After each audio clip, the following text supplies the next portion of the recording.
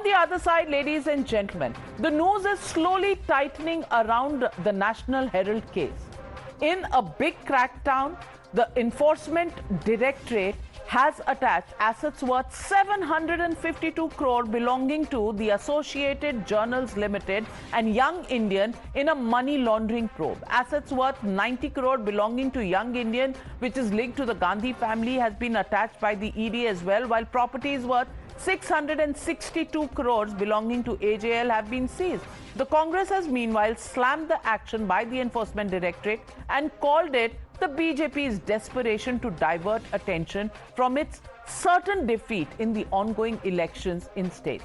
Referring to the CBI, ED and IT as BJP's coalition partners, it said that the petty vendetta tactics won't frighten the Congress. Listen in. The action of the ED under the orders of Mr. Modi to take away the properties of the National Herald is an illegal action. People of Madhya Pradesh, Rajasthan, Chhattisgarh and Telangana will give a befitting reply. You're watching the News Hour at 9. Debate number 2 on Times Now. Super Prime Time.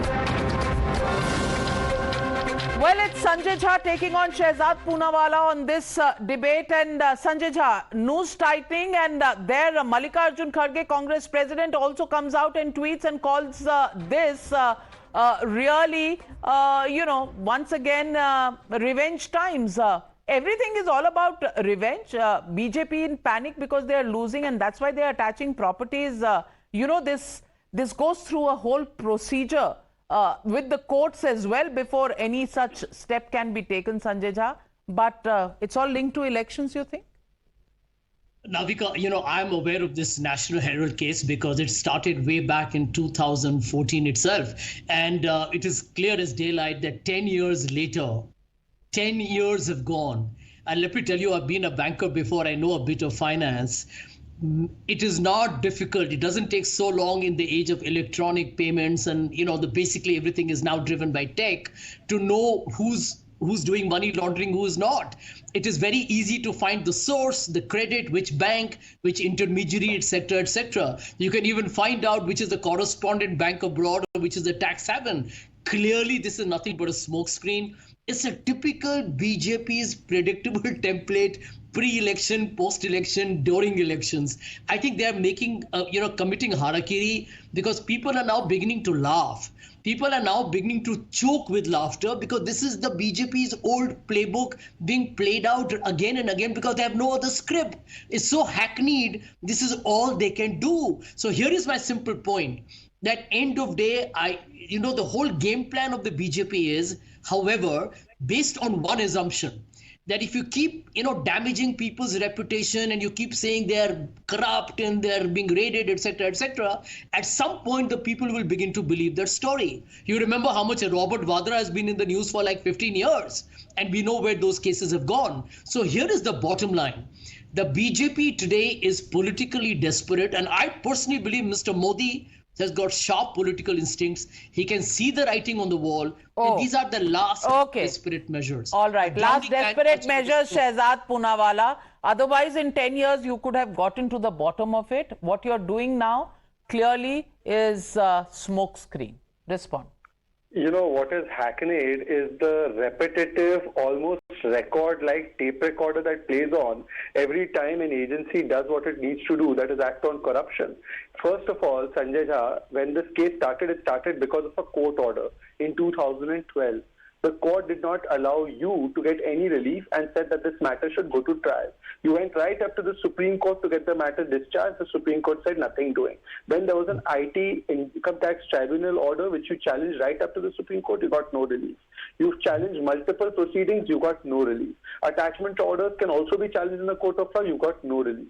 Why don't you do one thing? Why do you take the stand against ED when the karwai is on you? And when the ED does karwai on Manish Sisodia and Sanjay Singh, Supriya Shrinit, the non-suspended member of the Congress party, is most prompt in doing press conferences after press conferences. No, but Shehzad Poonawalla, the Congress does have a point. The Congress does have a point because even during the Chhattisgarh elections, you brought in that app, Mahadev app issue against the Chief Minister of Chhattisgarh, and the minute polling in Chhattisgarh is over, nobody's heard a word about it.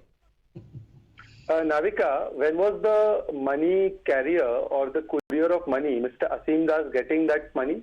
For what purpose he was getting it? I don't know. You tell me. You tell me. I'm telling you only. I was asking it rhetorically. He was bringing the money because somebody from Dubai sent him saying कि बागेल को पैसा दो चुनाव के लिए. That's what you said. No, that's what you said. That's what you said. Where is the follow-up action once votes have gone into the EVM? That's the question. Navika ji, is this the first proceeding that is taking place in Sonia Gandhi and National Herald matter? Or has there been proceeding 6 months ago when they came on the streets also? At that time, what election was going on?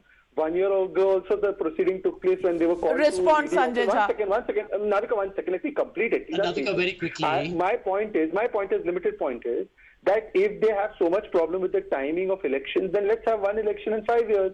Then the rest of the time they will not say every 2 months there is election. So should you say that any kind of action that should be taken by an agency should stop because elections are around the corner? This is the most ridiculous argument I've seen. Sanjay Jha. Yeah, Navika, a short response.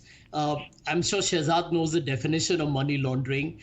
It basically involves a sale, a purchase, and an under-invoicing, over-invoicing, and basically kind of siphoning off the funds. In the case of the National Herald, if anybody's read the entire case, they will know it has basically got nothing but immovable properties. And if you sell real estate, it's out there with the registrar of properties, it's there with the tax, it's there with the banks.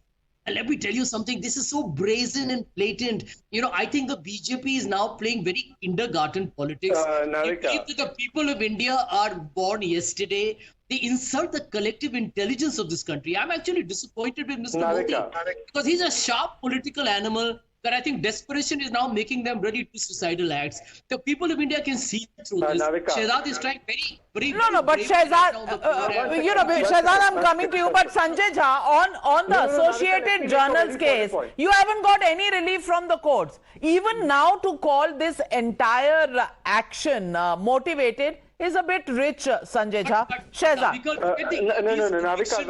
Navika, 1 second. Not even 1% out of 5,000 cases. Okay, all right, Shehzad. Navika, you know, unfortunately, Sanjay Jha is not a trained lawyer, and at least you cover the agency, so you would know that in the PMLA cases, the current law as it stands, which has not been struck down by the courts, it has been held constitutionally valid. Any proceed of crime is under the current laws becomes a subject matter of a PMLA investigation. It's not necessary that money should go in and out of the country to attract PMLA provisions.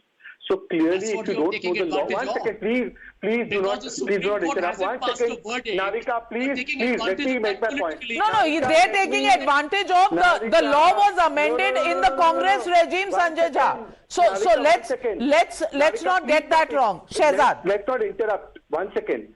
Nobody is making no advantage of any law. The law is very clear that any proceed of a crime also attracts these provisions, and therefore what is happening, in fact, Chidambaram and company have gone to court challenging this and they have got no relief. So Sanjay Shah, because you are uneducated or not fully educated about the law, don't make half-baked arguments here saying that just when there is a transaction in and out of the country, it attracts this provision. It's not the case. Legally, you have no ground. So please go and make these arguments in court of law if you want to, and you will get the result from there. Secondly, the predicate offences for all of these provisions have been already described by a court of law which has said that these provisions should be applicable. And a court of law has said that this action should be taken. In 2012, when it was not a BJP government. So clearly you don't know what has been happening in the courts and clearly you don't know the law. Well, the fact of the matter is, Shehzad Poonawalla, we've been waiting a long time for action on this National Herald case. Why does it happen now in the middle of elections? Well, it's a legitimate question many will ask. And what happens next? Because in the AJL case, I think, and the China funds or whatever that went into Rajiv Gandhi Foundation, there were high-level committees that were set up. Where are the reports? When are we going to see all of those findings? Please tell the country. Just one line. Navika, how can you say both things in one breath? जरा अदानी के बारे में भी बात कर लीजिएगा Navika, जरा अदानी जी के बारे में भी कुछ कह Baba दीजिए Navika, please allow me the courtesy to make my point without interruptions. Okay. Navika, you just said that 10 years is a too long a wait. How can you say both things? That on the one hand, it's taking its time because of the legal procedures in court, and on the other hand, it's vindictive. How can you say both things? Well, I'm not saying anything. All I'm saying is there are questions that are being raised. How will the government justify this? How will the agencies justify it? Well, people of this country are watching. We leave it at that. Thank you very much, gentlemen, for joining me on the News Hour. And before I sign out, I can just show you the latest visuals coming in from Uttarkashi. It's been 210 hours since 41 of our brothers are trapped in that tunnel in Uttarkashi.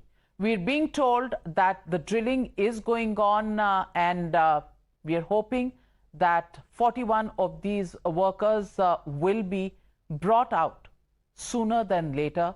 Prayers going up for them. We hope we'll see them soon. Thank you very much, ladies and gentlemen. Good night.